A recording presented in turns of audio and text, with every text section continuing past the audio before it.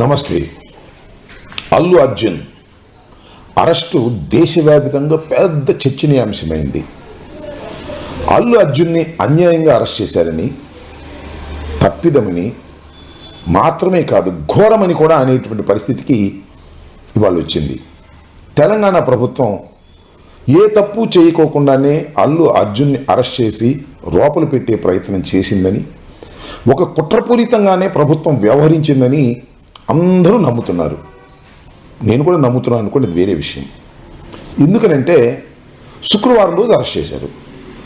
ఏ శుక్రవారం అరెస్ట్ చేయకూడదంటే, ఎప్పుడైతే జైల్లో పెట్టి 2-3 రోజులు నిర్బంధించాలని భావిస్తారో ప్రభుత్వం కానీ పోలీసులు కానీ, అలాంటి వ్యక్తిని శుక్రవారం అరెస్ట్ చేస్తారు.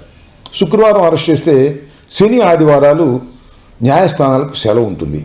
కాబట్టి ఉన్నత న్యాయస్థానాలకు వెళ్ళి బెయిల్ తీసుకునే అవకాశం ఉండదు. కాబట్టి ఖచ్చితంగా శని ఆదివారాలు జైలు లోపలే ఉండవలసినటువంటి పరిస్థితి ఏర్పడుతుంది. అందువలన కక్షగట్టిన వారిని అరెస్ట్ చేసేటప్పుడు శుక్రవారాన్ని ఎన్నుకుంటారు. ఈ క్రమంలోనే బన్నీని అరెస్ట్ చేయడానికి శుక్రవారం ఎన్నుకున్నారు. అన్నీ చకచకా జరిగిపోయాయి. శుక్రవారం ఉదయం అరెస్ట్ చేశారు, హాస్పిటల్కి తీసుకెళ్లారు, సర్టిఫికేట్ తీసుకున్నారు, కోర్టుకు తీసుకువెళ్ళారు, కోర్టులో ప్రొడ్యూస్ చేశారు, కోర్టులో రిమాండ్ ఇచ్చారు, తీసుకువెళ్ళి చెంచల్గూడ జైల్లో నిర్బంధించే కార్యక్రమం చేశారు. ఈ లోపల పాపం బన్నీకి సంబంధించినటువంటి టీం చాలా యాక్టివ్గా పనిచేసింది. టకటకటకా పనిచేసి హైకోర్టులో రిట్ పిటిషన్ వేశారు. అంతకుముందే దానిలో వాదనలు వినిపించారు, బెయిల్ ఇవ్వమని అడిగారు. ఇది బెయిల్ పిటిషన్ కాదు అని ప్రాసిక్యూషన్ గట్టిగా వాదించింది. కాదు, రిలీఫ్ కావాల్సిందేనని అనేకమైనటువంటి సైటేషన్స్ చూపించారు. చివరికి కోర్టు వాద ప్రతివాదనలు విన్న తర్వాత బన్నీకి 4 వారాల పాటు బెయిల్ ఇచ్చింది. బెయిల్ ఇచ్చే సమయానికి 6 గంటలైంది. అయినా సరే ఇవాళే రిలీజ్ చేసేయండి అని కోర్టు వారు ఆదేశించారు. కానీ రిలీజ్ కాలా. ఆ రాత్రంతా, అంటే నిన్న రాత్రంతా బన్నీ ఇన్విటబుల్గా చెంచల్గూడ జైల్లో గడపవలసిన పరిస్థితి ఏర్పడింది. అంటే 2 రోజులు నిర్బంధించాలనుకునేవారు ఒక రాత్రి నిర్బంధించడంలో సఫలమైపోయారు. ఇది అన్యాయం అంటున్నారు. ఇది కోర్టు ధిక్కరణ అని కూడా గట్టిగా చెప్పేటటువంటి ప్రయత్నం చేస్తున్నారు. దాని మీద కోర్టు ధిక్కరణ కూడా మళ్ళా కోర్టుకు వెళ్ళాలని బన్నీకి సంబంధించినటువంటి న్యాయవాది బృందం నిర్ణయించిందని మనం అందరం కూడా చూస్తున్నాం. అసలు నాకు తెలియగలుగుతాను, బన్నీని అంత దారుణంగా అరెస్ట్ చేయాల్సినటువంటి అవసరం ఏముంది?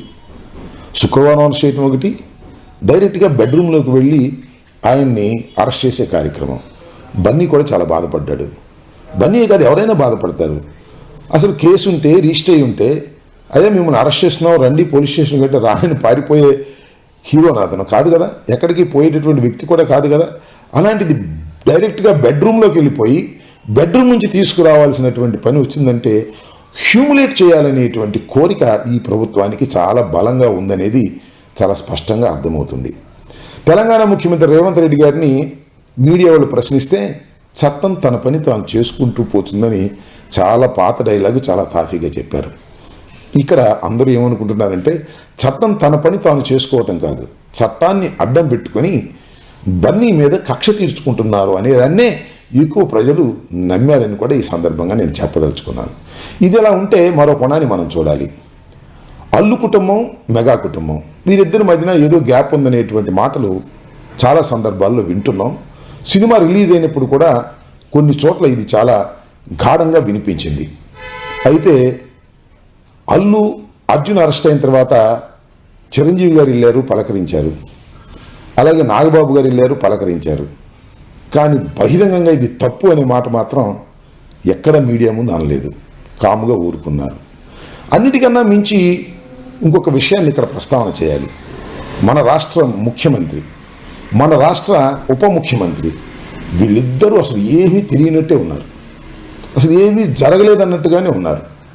ఖండించడం సంగతి దేవుడు ఎరుగు, దాని ప్రస్తావన కూడా రాకోకుండా చక్కగా తప్పుకుని వెళ్ళేటటువంటి ప్రయత్నం చేస్తున్నారు. ఈ సందర్భంలోనే కాదు, పుష్ప రిలీజ్ అయి పెద్ద ఎత్తున కలెక్షన్లు వచ్చి హిట్ వచ్చి దేశ ప్రజలందరూ మెచ్చుకునే దశలో ఆంధ్ర రాష్ట్రంలో ఉన్నటువంటి ప్రముఖులు పుష్ప రిలీజ్ తర్వాత బన్నీని కొనియాడారు, ప్రశంసించారు. కానీ మెగా కుటుంబం, చంద్రబాబు నాయుడు గారు, పవన్ కళ్యాణ్ ఎక్కడా కూడా ప్రస్తావన చేయలేదు. అప్పుడు సైలెంట్గానే ఉన్నారు, ఇప్పుడు సైలెంట్గానే ఉన్నారు. ఈ నిశ్శబ్దం దేనికి సంకేతం అనేది ప్రజలు తీవ్రంగా చర్చించుకుంటున్నటువంటి అంశమని ఈ సందర్భంగా నేను చెప్పదలుచుకున్నాను. తోటి హీరో, బంధుత్వాలు పక్కన పెట్టండి, తోటి హీరోకి అన్యాయం జరిగినప్పుడు, తోటి హీరోని అన్యాయంగా అరెస్ట్ చేసి లోపల పెట్టినప్పుడు మరొక హీరో, ఉప ముఖ్యమంత్రిగా ఉన్న హీరో మౌనంగా ఉండటం అనేది న్యాయమవుతుందా, ధర్మమవుతుందా? మీకు మధ్యన కుటుంబ తగాదాలు ఉంటే ఉండవచ్చు, కానీ ఇలాంటి సందర్భంలో ఖండించకపోవటం మీ వ్యక్తిత్వాన్ని దిగదారుస్తుందనేది నేను ఇక్కడ చెప్పాలని అనుకుంటున్నాను. చాలామంది అనుకోవచ్చు, మెగా కుటుంబానికి అల్లు కుటుంబానికి మధ్యన అగాధాన్ని సృష్టించడానికి అంబటి రాంబాబు ప్రయత్నం చేస్తున్నాడు అని. చాలా పొరపాటు ఈ సందర్భంగా నేను చెప్తున్నా. వారి మధ్యన అగాధాలు ఎవరు సృష్టించలేరు. పెద్దవాళ్ళ తగాదాలు శాశ్వతంగా ఉండవు అని నేను చాలా బలంగా నమ్ముతాను. చాలా కుటుంబాలు బజార్న పడ్డట్టుగా నటించిన అంతిమంగా కలిసిపోయినటువంటి ఉదాహరణలు చాలా ఉన్నాయి. అలాగే వారు చాలా బంధువులు, ఒకరి మీద ఒకరు ఆధారపడుతూ రాజకీయాల్లో కానీ సినిమాల్లో కానీ పైకొచ్చిన వారు. వారి మధ్యన విభేదాలు సృష్టించడం ఎవడి వల్ల కాదు. ఆల్రెడీ విభేదాలు ఉంటే ఆ విభేదాలను తగ్గించుకోవాల్సినటువంటి బాధ్యత వారికి ఉంటుంది.